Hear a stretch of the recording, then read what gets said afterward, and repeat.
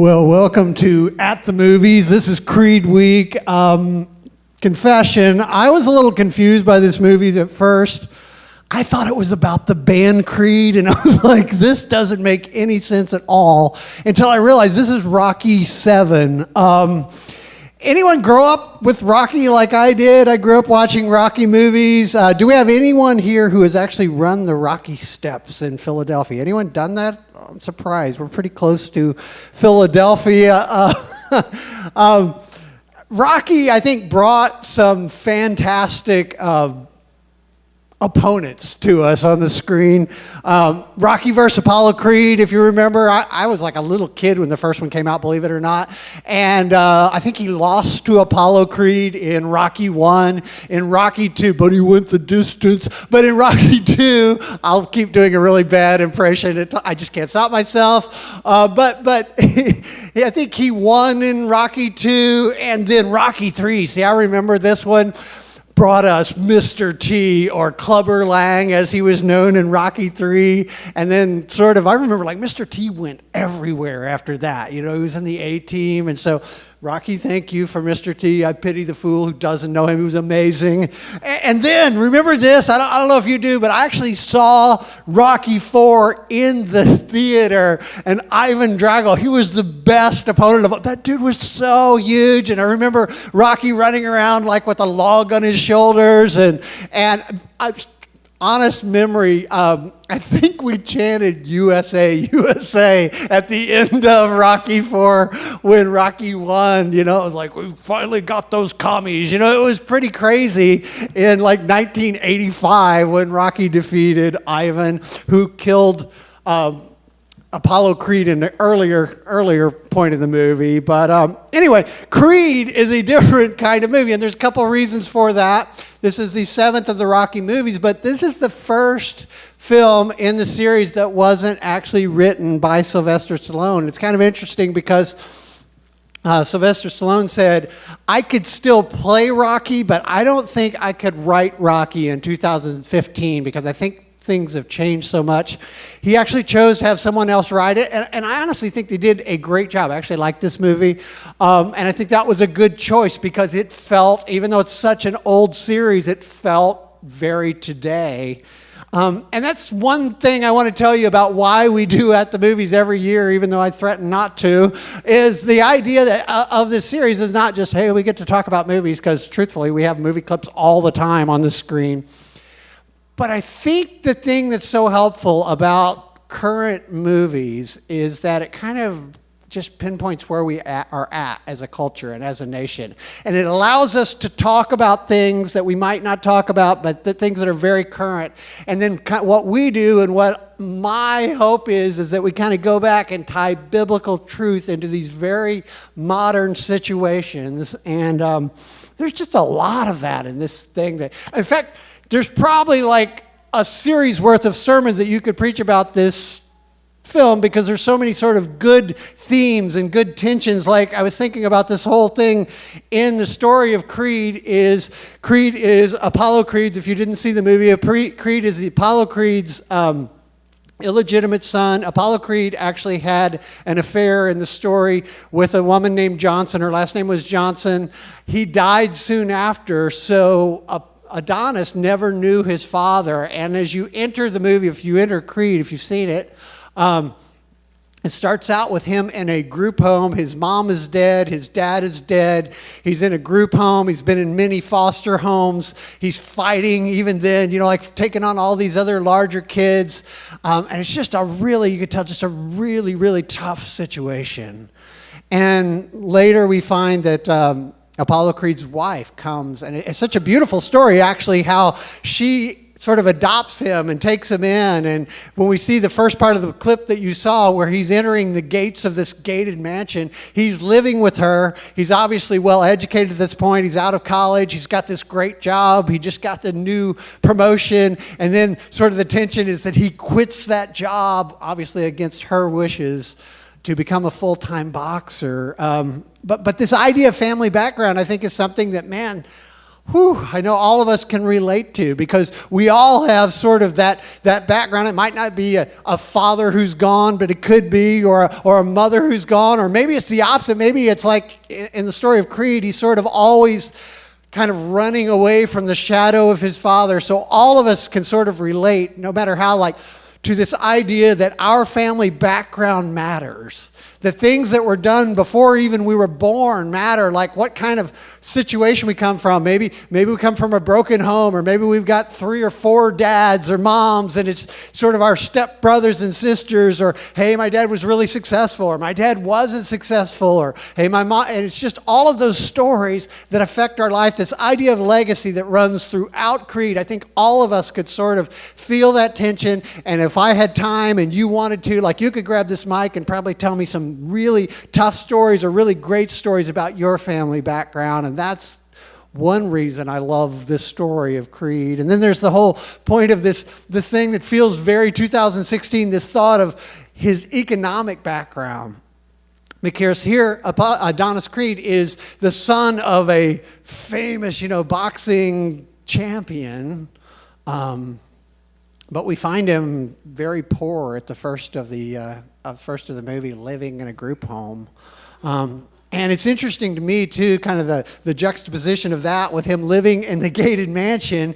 And both things affect him, because as he goes into the boxing gym, no one takes him seriously because they call him Hollywood, because he grew up in a mansion. And he's always talking about, hey, I grew up in a group home. Where were you? And so sort of both things, you could find his lack of finances growing up and the wealth that he was sort of adopted into, both of those things, you could tell, just affected him. And that's true of us, how we were raised, and sort of the financial situation that we came out of puts an imprint on all of us. And so that's a sort of an interesting thing to talk about this morning, to think about, and something that we could probably all relate to. And then there's, oh my goodness, in 2016, this thought of, the ethnicity. I can't say that. Race and ethnicity. I can't say it. I don't know why I made Kate change it earlier. I was like, let's not say race 2016, because it seems like the whole presidential thing I don't want to talk about. But let's do ethnicity, and then I can't say it. But that's something we could certainly, that tension is really sort of real, and I love this. It's a great moment in the movie when this young African-American man, Donnie, is calling the old white guy Unc in a friendly way. I love that. I'm like, this is a cool thing we could talk about, because within the boxing world, all the different races working together towards this common goal, and I thought, well, that's good. But then there's also another thing that we could talk about this morning, is this whole idea of why he even fought. And I know if you're not a boxing fan, I'm not really a boxing fan, even though it does, Josiah's right, I've been talking about punching people I'm a little angry, obviously, for weeks. But it's pretty amazing to think, why would, I know this is a movie, but just the story is real in the sense that you go, why would a young man who's well educated, now has a great background, lives in a gated mansion, and has great opportunity? It shows at the beginning, his career is taking off. He's got this brand new promotion. Leave that to go get his face knocked in, Why go get your face messed up and get a concussion? I mean, why would you do that? But there's something about that it's not just about boxing, it's about all of us, isn't it? Why do we have this fight within us? And I don't mean that you're going to go quit your job and become a boxer. I don't recommend it, actually. But there's a fight, I think, in all of us. And you might call it passion or mission or sort of purpose. But there's this thing in Adonis Creed that he can't really explain, why would he do that? Why would he go at the first of the movie, he's going to Mexico and fighting in these sort of barroom boxing matches and getting all beat up on the weekend for pesos, no money. Why would you do that? And it's different for all of us. There's something in you, there's something in most of you. Maybe you haven't developed it yet or felt it yet, but I would guarantee you, if we started talking, most of us would say there's a fight in us. There's something that sort of makes us angry that we have to fix. For me, I'll tell you what mine is, and it's weird. It's the same thing. It's I am so certain in my heart. I'm like, man, I think God has the answer for everything. I think the Bible is filled with these amazing truths, and I want people to know about them. And it makes no sense. Like, I'm a guy who paints houses for a living, and I never went to seminary, but that's my fight. That's why I come up here every week. I've had a few weeks off, and you can tell, man, I'm punching hard now. I'm like a little rested up. But my whole deal for the last decade has been, I want to tell people that. I want to point people to the truth in the Bible. That's my fight. Sometimes it makes no sense. It doesn't make any money. I get pesos occasionally, but it's amazing because that's my fight, and that's not the only fight. Like, some of you are like, your fight is beauty. Like, I know we have designers here, and I love, you talk to a designer like Josiah or Kate or any of the guys, you're like, they're so concerned about something I can't even see, and they're like, it's not right yet. But that's because in them there's this fight toward beauty, and musicians are the same way. Like, they hear something we don't do, and they'll go play gig after gig at night when it makes no sense, but that's their fight. And some of you, it's like, your fight is like, I want second graders to learn grammar, and I don't understand that, but thank God we have teachers, and we have moms, and we have welders, and we have every sort. Your fight is something that you can't stop doing, whether it pays, whether it doesn't pay, whether people like it or they don't like it, whether your friends understand it or they don't understand. And that's an interesting thing to talk about. Like, why would this young man choose this fight? And now, I think those are all good topics, but we're not going to talk about any of them. Here's why, though. Here's why. Because this is Action Church, and I want to leave you with sort of an action statement. And the truth is, we can't really do anything about any of those issues, even though they're part of our world. I mean, think about this. Like, you can't choose your family, right? Like, I didn't choose my family. Like, yeah, I'd probably like to be one of 7, a lot of mental illness, and, it's like, that's what I'm looking for. Poor, that's what I'm looking for. I want to be raised in the Midwest by a large family. Preacher said, none of us chose our family. We have these family backgrounds, and some of it's great. We have legacies that we live up to, but not a single one of us chose your family legacy. And truth is, same thing. You didn't choose your economic background.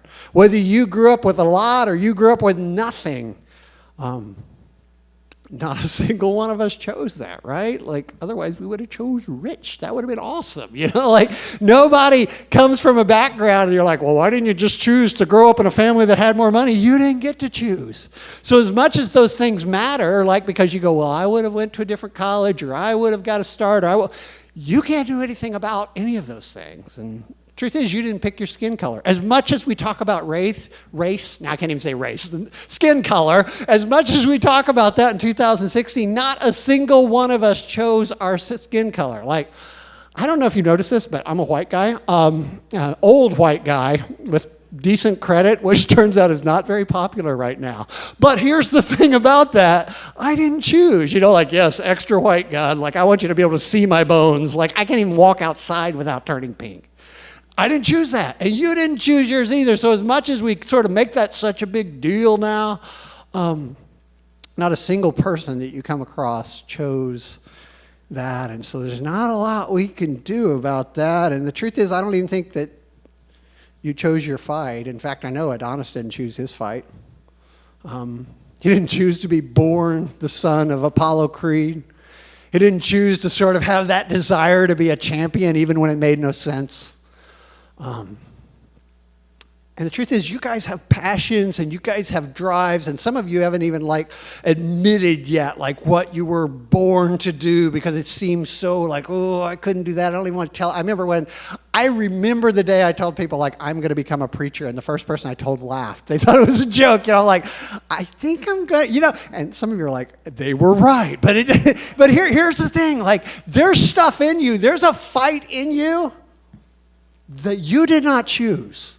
There's a purpose in you, and it's the best thing you can do with your life. I'm convinced of it. And I'm not talking about it's the most successful, the best paying. You may not get cheers for it, but if you do that thing, just like Adonis Creed did, it's the thing you were born to do, but you didn't choose it. And so of all those things, they're all great things to talk about. And I think I could make a good sermon out of it. Well, an okay sermon, because it's me, but I could do something with every one of those things, but in the end I'd go, hey, you didn't pick that. So I was thinking, like, what is the one thing, this one sort of theme in this film of something that Adonis did choose? And he did very well, actually. I was thinking about this. Like, he was persistent about this one thing.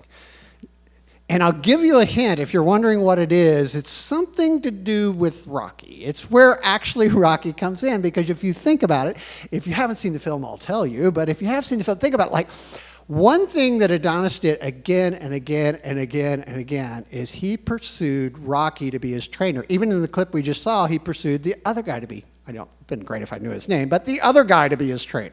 He was looking for trainers, looking for someone to mentor him.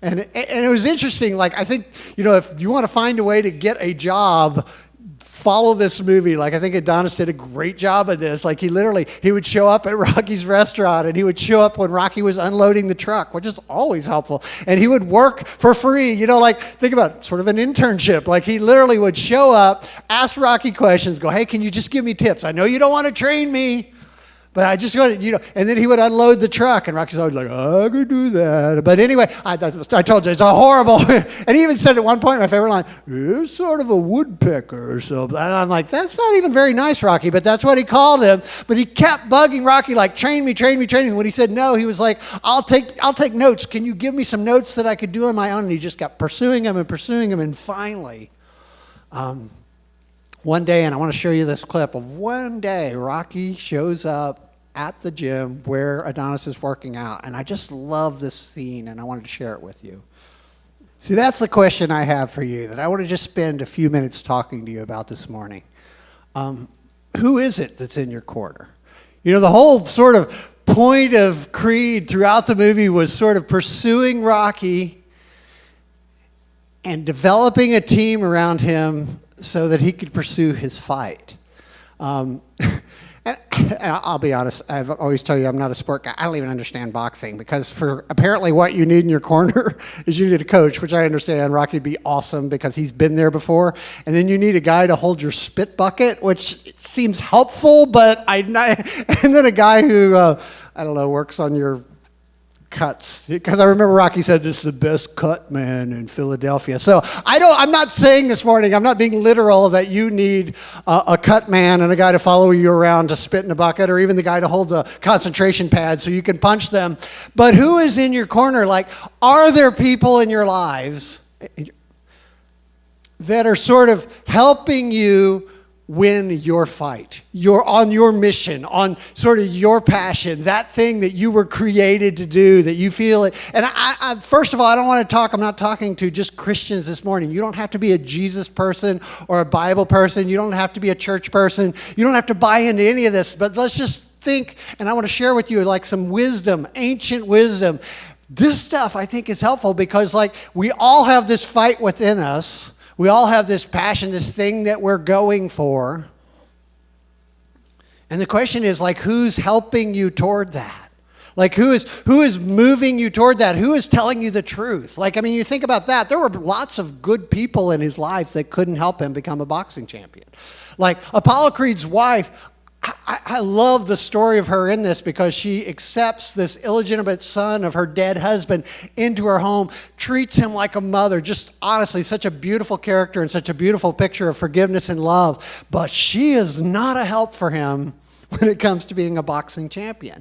And guys, I will tell you this morning, like there are people in your life that you will love and they love you and your friends and your family, and they're not necessarily in your corner to help you move on to that thing that you're called and born and created to do. And so who is it that's in your corner? I want to share with you like some wisdom, some really old wisdom, like 6,000-year-old wisdom from a guy named Solomon, who we believe was like the most wise king, the most wise person who ever lived. And just listen to these words because they sound so today.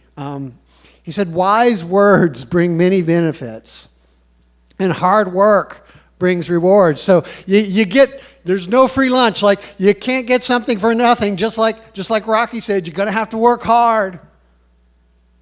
But then there's something else here. It's so important. He said, fools think their own way is right, but the wise listen to others. I would say it this way: foolish people don't know they're foolish people. They just listen to themselves. I mean, we all do that. Think about that time we're like, I knew that's the way to go, and it turned out horribly.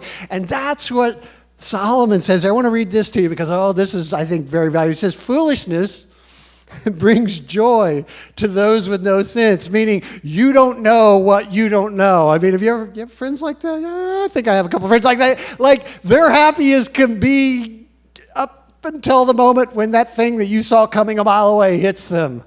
Because there's a lot of people like, they don't know what they don't know, and we're all like that to some. But it says a sensible person, listen to this, stays on the right path.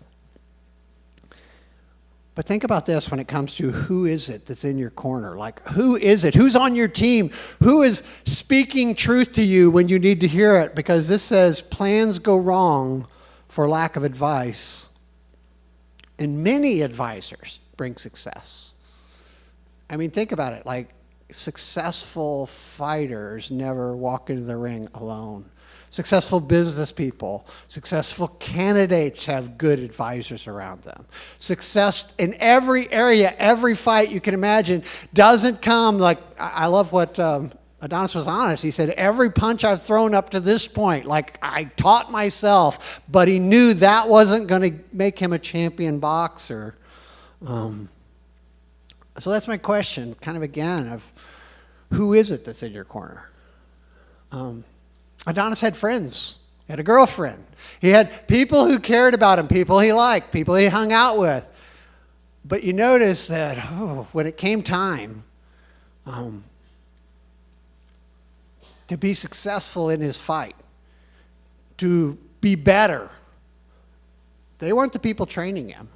And let me just say this to you, man, and especially like teenagers and young people, like, when you ask your friends for advice, that's okay, but realize they know exactly what you know. They've had the same life experience. This is not just an old guy speaking. This is like, you need advisors because I needed advisors. We all do. And I know your parents aren't very smart right now if you're a teenager. Like, they got so dumb for some reason. I get that. But like, there are people who are older that you need to listen to just because they've lived so much longer. And so if you're just listening to your friends, they know exactly what you know, which is not a lot, or you wouldn't be asking, and that's what this is about.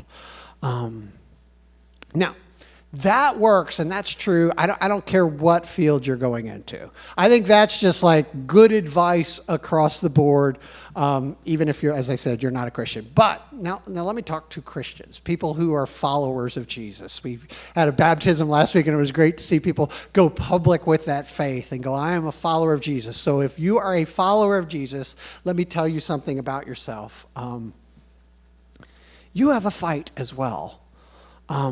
And even though our fight, if we want to use that metaphor, like you don't have the same fight as me, you're not like wanting to yell at people about the Bible like I do every week. Thankfully, it would get really crowded up here if that was everyone's fight. But here's the thing, like you have something in you like that, and that's what I love about Action Church, and I love about church, is the fact that we have so many different sort of passions and so many different sort of missions and personal fights, but together we come together as Christians and we have one big fight, which is to be a follower of Jesus. In fact, the Apostle Paul said that we're not even just fighting against things that we could see. He called them, spiritual beings, which is kind of freaky to think about, but it's true. It's like there are things that we can't even see, and our fight is to fight against them and be part of God's kingdom and stay the course and win the prize. And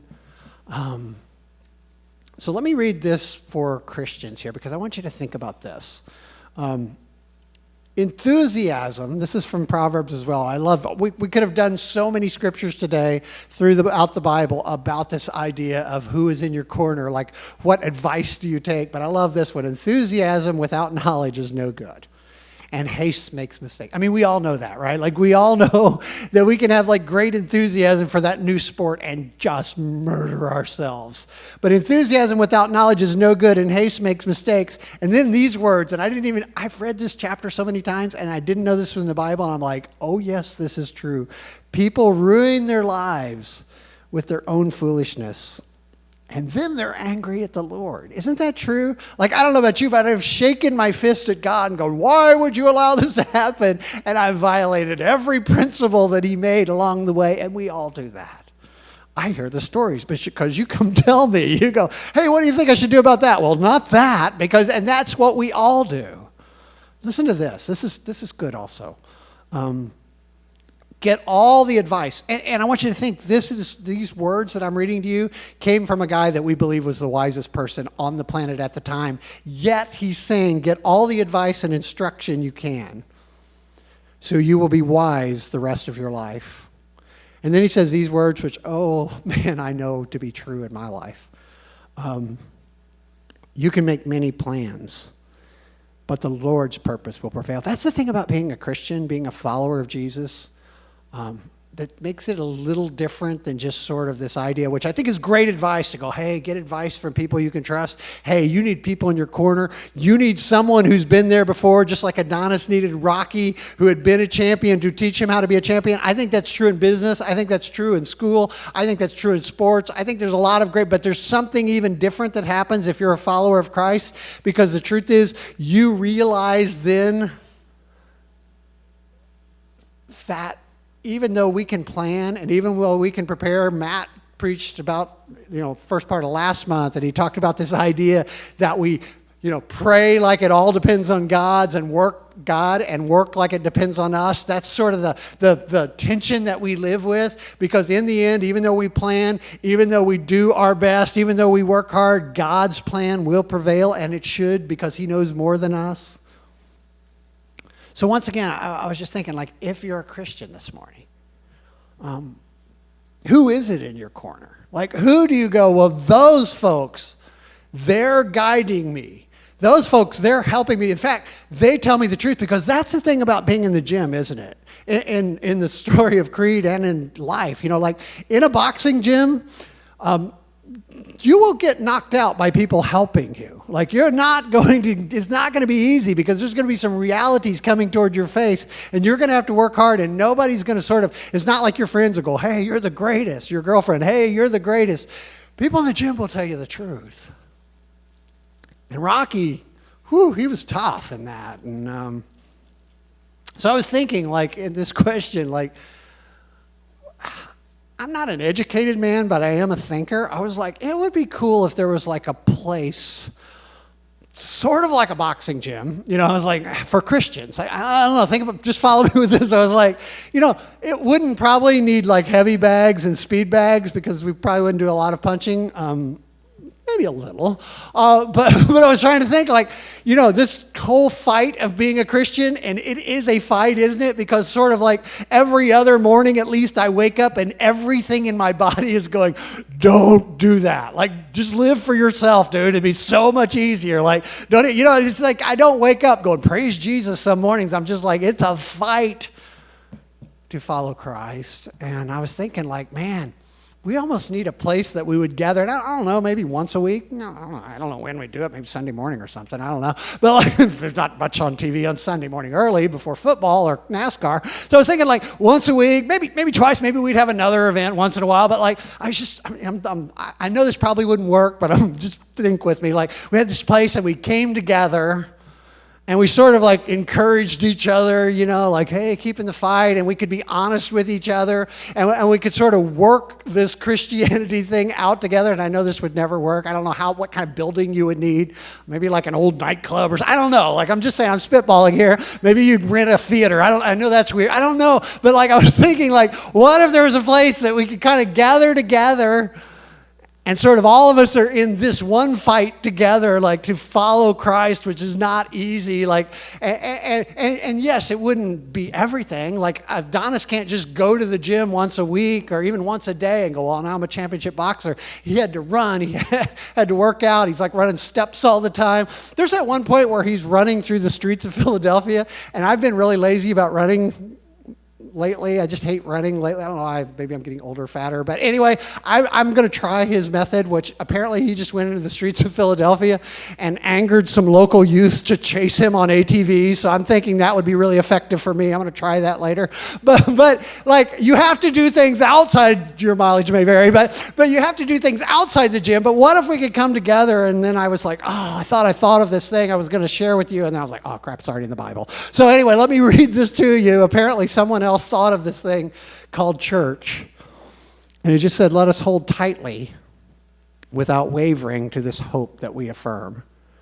For God can be trusted. Oh, this is true, I know from my life, to keep his promise. And let us think of ways. This is like the boxing gym and creed. Like, let us think of ways to motivate one another, not to go bash someone's face in, but to acts of love and good works. And let us not neglect our meeting together. This is the best argument I can give you why you should come here. Like, well, I could watch a good, much better preacher online, or I could listen to a podcast, or hey, I don't have to get up. Well, this is the best reason I can tell you you need to come to these meetings, because don't neglect our meeting together as some people do, but encourage one another. It's not about me preaching as much as us gathering together to encourage each other and to kick each other in the butt occasionally. And he said, encourage one another, especially now that the day of his return is drawing near. Now I want the band to come back up here. But I have one more thing for you. Because this could sound like to you this morning that I'm basically saying, hey, you young people, you need to get a mentor. Or, hey, you new Christians, boy, you need some older Christians. You need to pursue that. But let me just tell you this, and I want to speak to you older Christians, and I'm not talking about just chronologically, but people who've been in this faith for a while. Man, we all need someone in our corner.